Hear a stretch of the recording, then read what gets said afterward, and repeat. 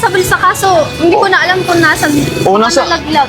Kaya nga, nasa bulsa mo. Di ba binigay ko sa'yo kanina? Oo. Oo. Kasi hindi ko na alam nga kung nasan eh. Paano tayo uuwi?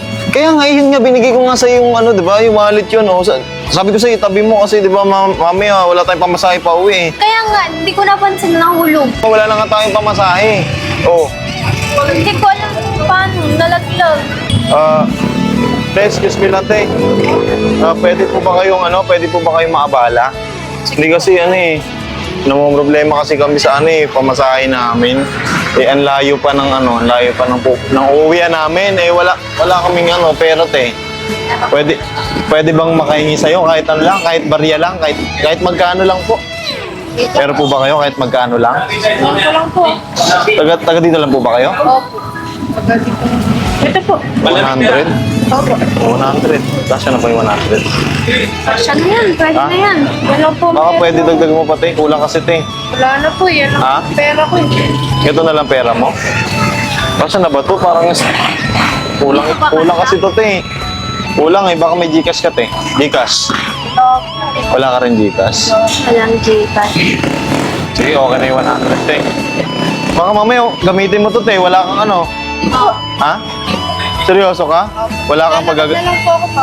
Maglalakad ka na lang. Saan ka ba nakatira? Sa ano po, Unahan? Sa Pag-asa? Ba't mo binigay ito? Paano na yan? Paano po makauwi tayo? Seryoso? Bibigyan mo sa amin to? Kaya ko naman po maglakad eh. Ganon? Bait mo naman. Ilan taon ka na ba? 20. 20. Ay, mas matanda ka sa akin. Hindi, ganito kasi ate. Balik na lang namin sa'yo to. Nakakaya naman sa'yo eh. Balik na lang namin sa'yo. Kasi, gumagawa kasi kami ng naghahanap kami ng mga mabubuting tao na katulad niya, no? Siya na lang bigyan natin siguro, no? Siya na lang? Ikaw na lang bibigyan namin. Kasi di ba sabi niya, yan na lang pera niya, tapos siya maglalakad. Oo. Kaya pwede tayo maglakad, yan na lang daw maglalakad. 100. Gagawin ko na lang tong times 10. Okay lang ba sa'yo? Seryoso? Dahil mabait ka, hindi kasi, sa totoo lang ate, gumagawa kasi kami ng social experiment.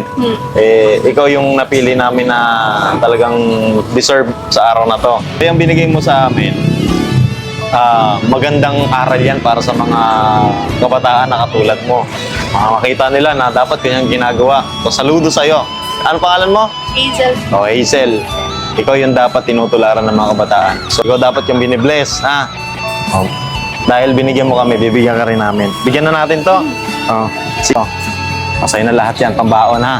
Okay? Okay lang sa'yo? Kasi deserve mo yan, mabait ka kasi. Sa'yo na yan, ha? Pag-aaral ka mabuti, tsaka hindi ka pala nag-aaral, di ba lang nag-aaral? Nag-aaral eh. Pagpatuloy mo lang yung ginagawa mo mabuti para sa kapwa. Ha? At saka bigyan kita ng Santon Gold Coffee Mix. Ito itong kape. Napaka-healthy niyan, nagpapatibay ng buto, nagpapatibay ng buhok, may collagen, tsaka glutathione. Papalinis din ng liver. Healthy coffee, wala siyang asukal, gawa sa stevia, yung tamis niya, ha? Tayo na lang yan, ha? Okay?